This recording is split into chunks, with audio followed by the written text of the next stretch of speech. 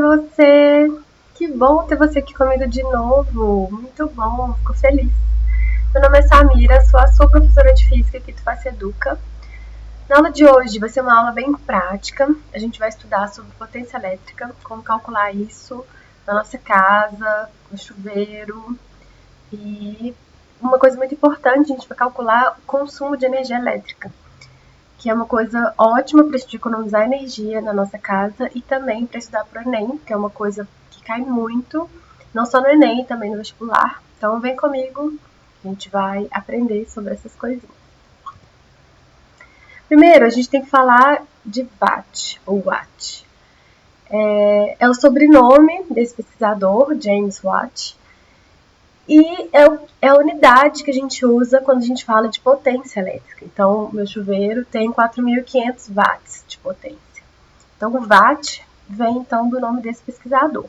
Então, ele viveu, né, entre 1736 e 1819.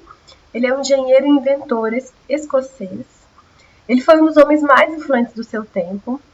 E uma das coisas que ele fez, que fez com que a unidade de potência ganhasse o seu nome, é que ele fez melhorias no motor a vapor.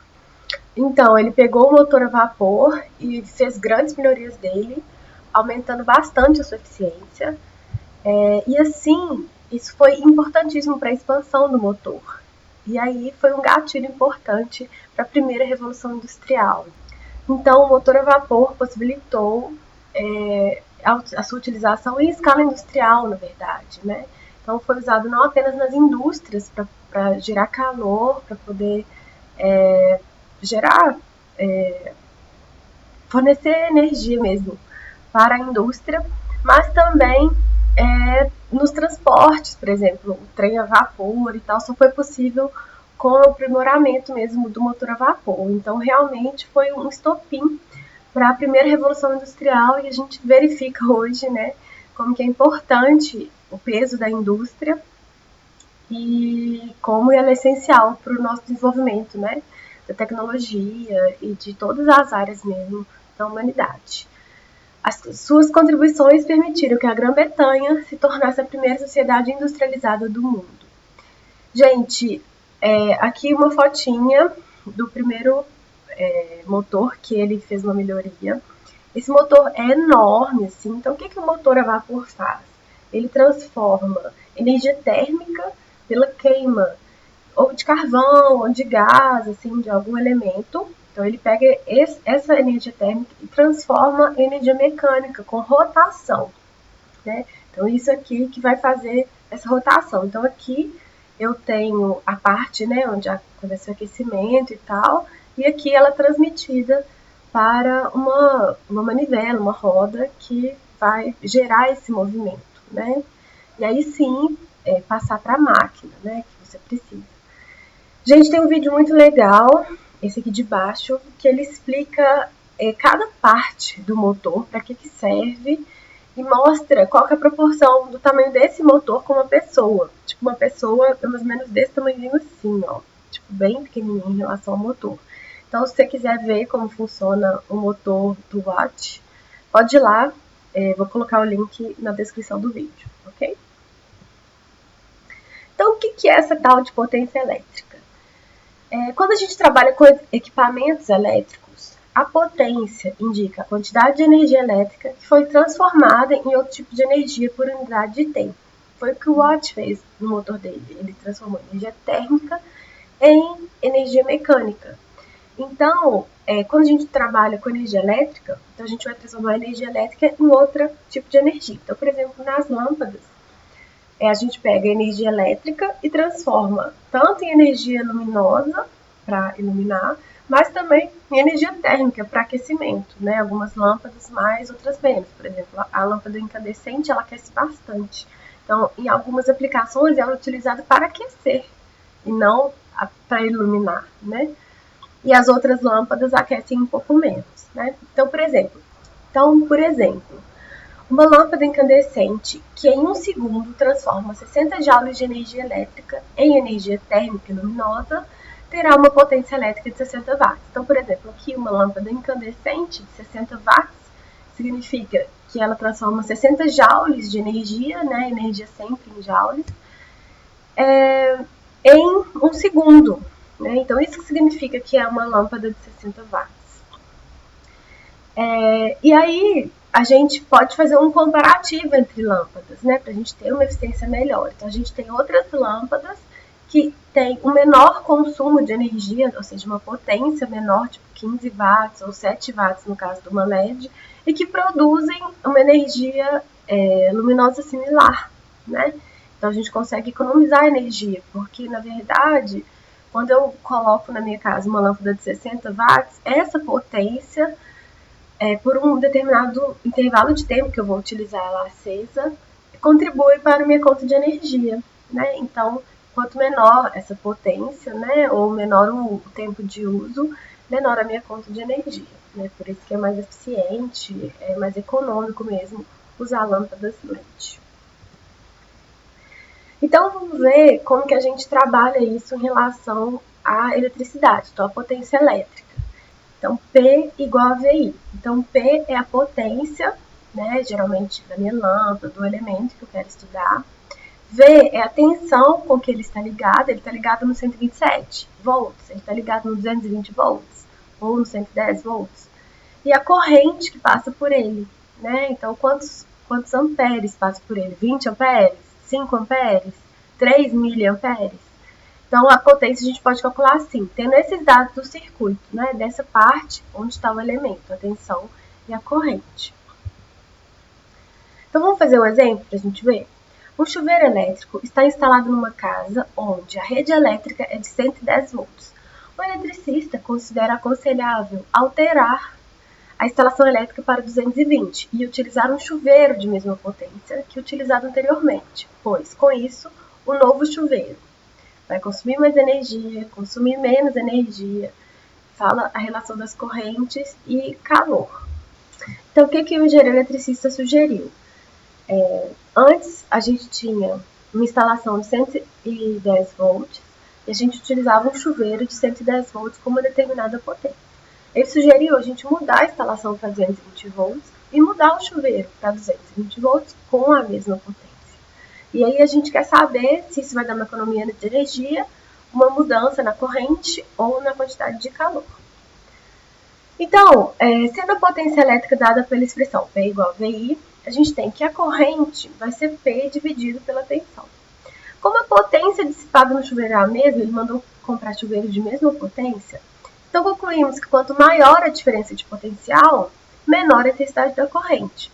Então, se era 110 e passou a ser 220, né? Então, a diferença de potencial, a tensão ficou maior.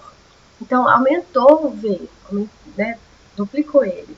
Então, a corrente vai diminuir 2 vezes, ou seja, a alternativa é a letra D, será percorrido por uma corrente elétrica menor.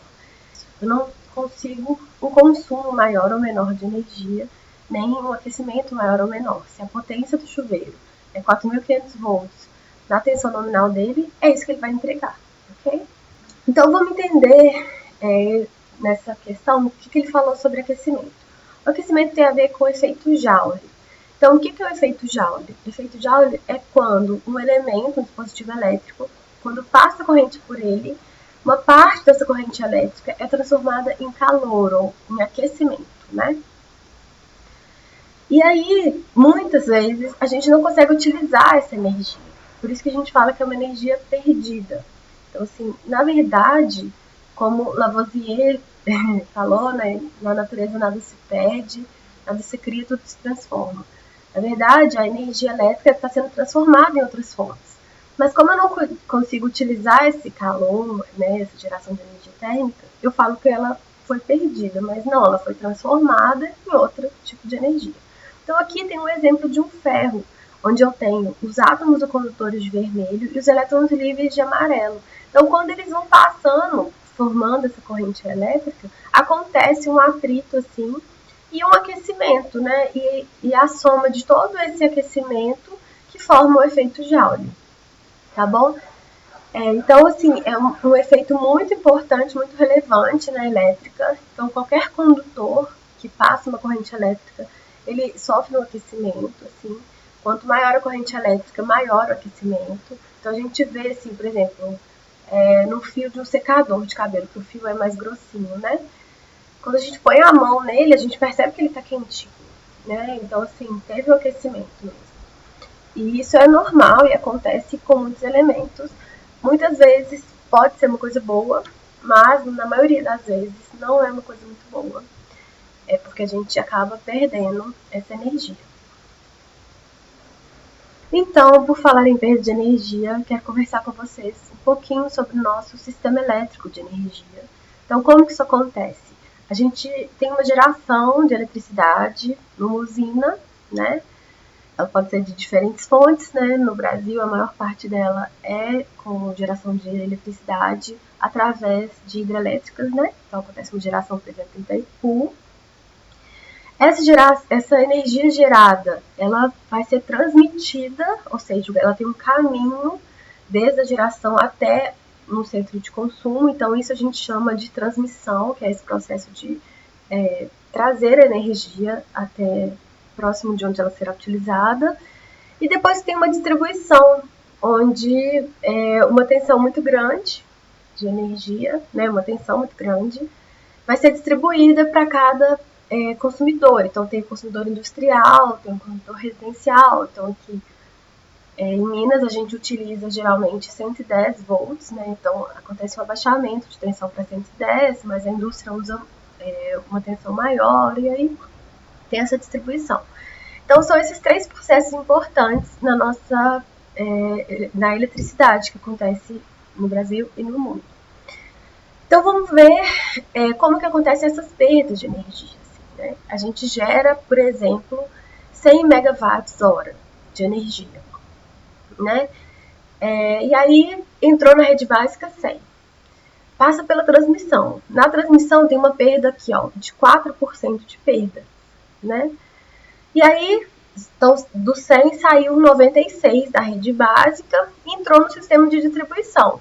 E no sistema de distribuição, a gente tem 13%, 13,5% de perdas, sendo que 7,5% são perdas técnicas e 6% não são técnicas.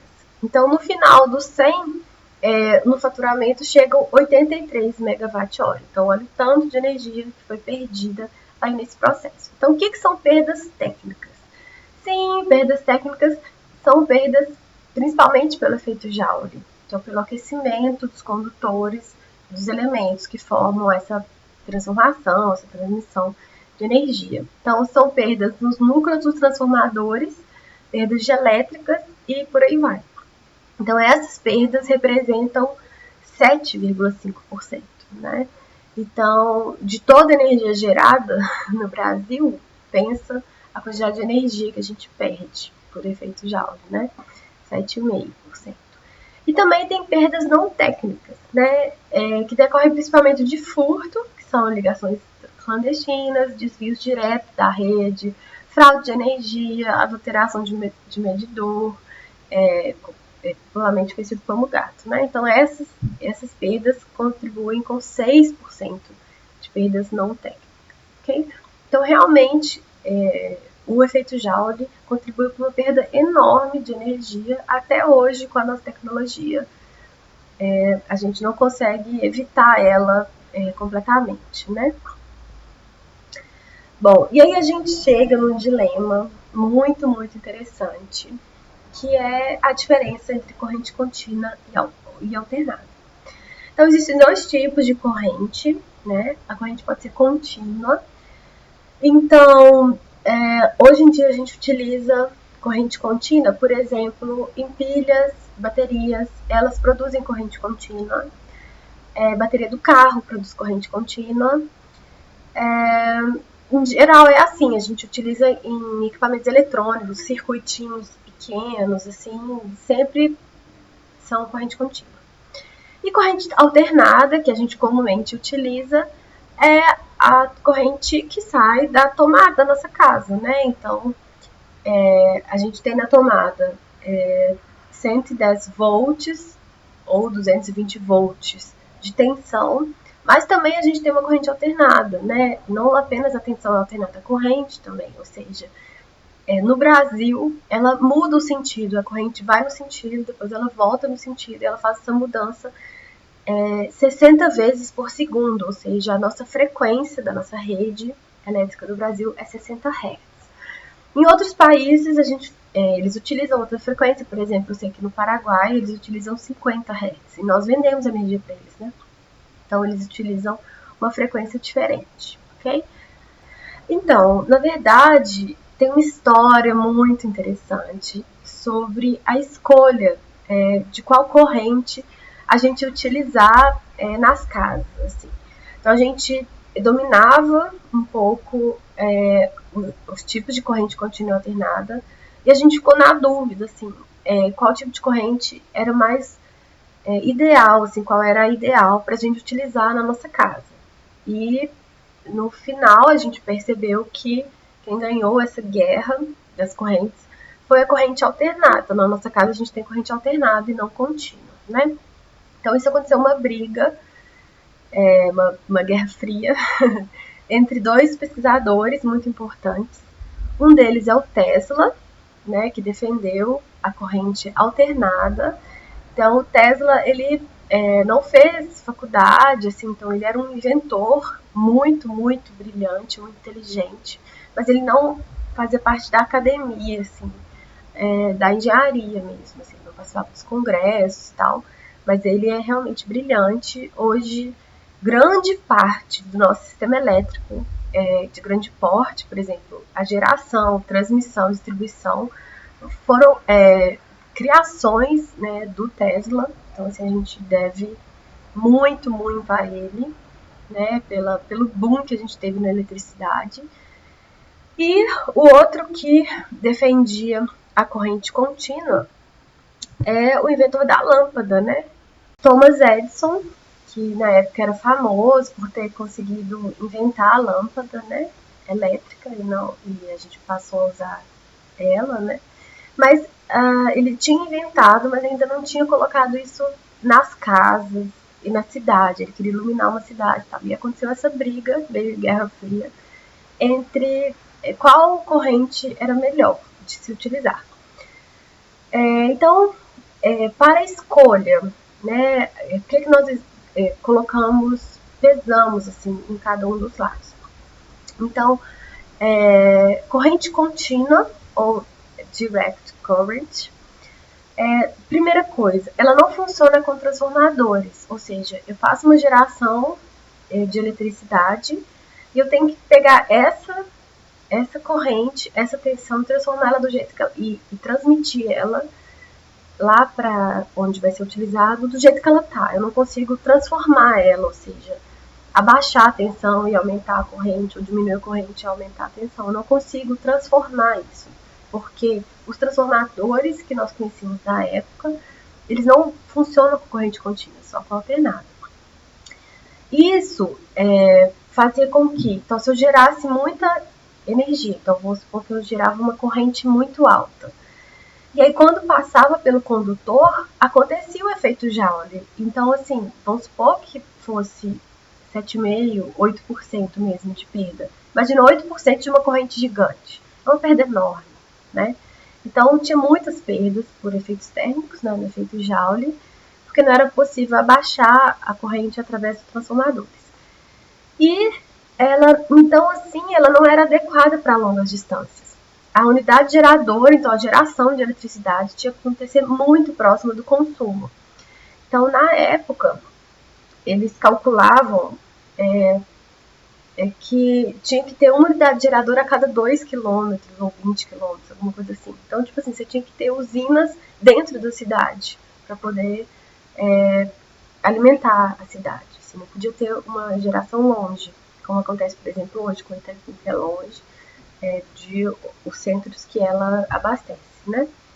Então, essas foram as coisas que não contribuíram para que a corrente contínua fosse uma corrente amplamente utilizada. E a corrente alternada, ou alternate current, ela utiliza transformadores que são menos caros, assim, então a tecnologia do transformador já era utilizada, mas o Tesla conseguiu fazer isso dentro de um sistema elétrico, conseguiu inserir esse instrumento, né, esse aparelho, assim, dentro disso. Então, o que um transformador faz? A geração de eletricidade acontece como uma geração de alta corrente e baixa tensão. Aí, quando ele passa por um transformador, a gente consegue diminuir a corrente e aumentar a tensão. Então, para que a transmissão aconteça com uma tensão muito alta, mas a corrente é pequenininha. Se a gente perder 8% de uma corrente pequenininha, é uma perda pequena. E aí, quando você chega na distribuição, você usa outro transformador e abaixa a tensão, né, para 110 volts ou 220 volts, no caso da utilização residencial, mas aumenta a corrente, né, muito próximo já de onde a gente vai utilizar. Então, isso acontece no centro de distribuição, mas também acontece na porta da nossa casa. Toda rua tem um transformador que explode. Vocês já viram isso, né? Pô, não, acabou a luz aqui em casa porque um transformador explodiu aqui na rua. É isso que é o transformador. Ele dá muito problema, claro, tem óleo, ele aquece demais. Então, assim, ele tem um óleo para arrefecer, né? Para arrefecimento, ou seja, para trocar calor, né? E não deixar ele aquecer tanto, mas muitas vezes acontece, sim, dele estragar e tal. Uma coisa muito robusta. Claro que a gente já evoluiu em relação aos transformadores, hoje a gente tem transformadores mais modernos, mas aí eles ainda dão alguns problemas, eles têm muita perda ainda, principalmente pelo efeito Joule, e tem seus problemas, com certeza. E aí um problema em relação a isso é que tem muita perda térmica devido à reatância e impedância. Então, impedância, reatância, é um assunto que você vai utilizar bem na graduação mesmo. Assim, no ensino médio a gente não vê isso com tanta clareza. Então, o que acontece? Determinado componente, por exemplo, uma resistência, né? Se ela gasta energia em forma de calor, ou seja, onde acontece o efeito Joule, a gente chama isso de resistência. Agora, se o componente não gasta energia em forma de calor, a gente chama de reatância. Se o elemento tem reatância e resistência, ele tem impedância, tá? Então, com corrente alternada, a gente tem reatância. E aí a gente tem a impedância. E a impedância contribui muito com as perdas de energia. Com a corrente contínua, a gente não tem. A gente só tem a resistência. A gente não tem reatância e assim a nossa impedância é só resistência. Então, tem perdas de energia, mas menos, né? São menos consideráveis, ok? E antes, o que determinou mesmo a utilização da corrente alternada é que ela era mais vantajosa para grandes distâncias, porque a gente podia abaixar ou aumentar essa tensão com os transformadores. Então, eu conseguia fazer a geração longe dos centros, né, tipo lá em Itaipu, e trazer para o sudeste, para o norte, né, do Brasil, para grandes distâncias. E isso era confortável, né, porque eu podia construir usinas muito grandes, né, longe dos centros urbanos comerciais. Então, foi por isso que a corrente alternada foi utilizada, né. Mas esse cenário mudou um pouco. O que aconteceu? Então, esse cenário mudou um pouco. Então, de uma forma muito recente, a gente começou a utilizar a corrente contínua em escala maior, né, do que só pilhas e tal. E ela é uma tecnologia chamada HVDC. Então, como que acontece? Acontece a geração de eletricidade, e aí essa geração passa por um transformador específico de corrente contínua, passa por um retificador dessa energia, transmite ela em alta tensão, então a gente consegue fazer essa mudança também, diminui a corrente e aumenta a tensão. E depois acontece o inversor e também o transformador. Isso é feito de uma forma eletrônica, né, através da eletrônica de potência. Então, esse tipo de tecnologia é uma tecnologia muito cara, em torno de 3 vezes mais cara do que a transformação feita pelos transformadores da corrente alternada, mas ela funciona bem para grandes distâncias. Então, por quê? Primeiro, porque ela não tem perdas térmicas por não ter impedância, então a corrente contínua não tem impedância, né, por não ter reatância. E ela é vantajoso para grandes distâncias, ou seja, por eu não ter essa enorme perda pela reatância e impedância, quando eu trabalho com distâncias grandes, as minhas perdas são pequenas, né? E outra vantagem é que ao invés de utilizar 3 fios, eu utilizo 2. Então, isso para grandes distâncias faz uma diferença realmente no custo. Então, dependendo da distância, se for uma distância grande, vale a pena utilizar a tecnologia HVDC, que utiliza corrente contínua para utilização, ok? E uma outra vantagem dela é que ela possibilita conectar correntes de diferentes frequências. Então, como é uma eletrônica de potência, eu consigo determinar qual é a frequência da energia que eu vou entregar lá no final do inversor. Então, por exemplo, é muito útil, por exemplo, no caso de importação e exportação de energia. Então, o Brasil produz energia a 60 Hz e o Paraguai a 50 Hz. A gente vende energia para eles. Então, se eu tiver um sistema com HVDC, eu consigo entregar 50 Hz para eles. Né? E com a corrente alternada, isso é mais difícil de fazer. Né? Então, assim, é uma coisa que está surgindo. Eu dei uma estudada nesse site aí embaixo, que eu vou colocar na descrição do vídeo, que mostra, que explica o que é o HVDC. É uma coisa, assim, muito nova, assim, mas mostra quais que são as maiores linhas. Então, no mundo inteiro, as 2 maiores linhas acontecem no Brasil, depois a terceira e quarta na China. Então, a gente tem poucas linhas, né, mas com distâncias relevantes. Então, assim, é uma tecnologia que está sendo implementada, que está sendo estudada, mas que parece que com essa invenção, né, da eletrônica de potência e esse retificador inversor, a gente conseguiu chegar no transformador que a corrente alternada tem há muito tempo. Então é uma coisa legal de você conhecer. Vou colocar o link para você ler um pouco mais sobre isso. E se você não quer ler sobre isso, quer ver um filme, tem um filme muito legal, foi lançado em dezembro de 2019, que chama Batalha das Correntes, que mostra essa briga aí para descobrir qual corrente que era utilizada, né? Então a gente tem o Tesla e o Thomas Edison aí nessa briga. Então, para você entender melhor dessa confusão, tem esse filme que é bem legal. E um outro filme super interessante é o filme do Tesla, que chama Tesla, que mostra a vida dele e as invenções dele, como ele era brilhante. São visões diferentes, assim, não contam exatamente a mesma história, assim, são versões diferentes. Mas é legal ver as 2 versões. Curtir, pode assistir.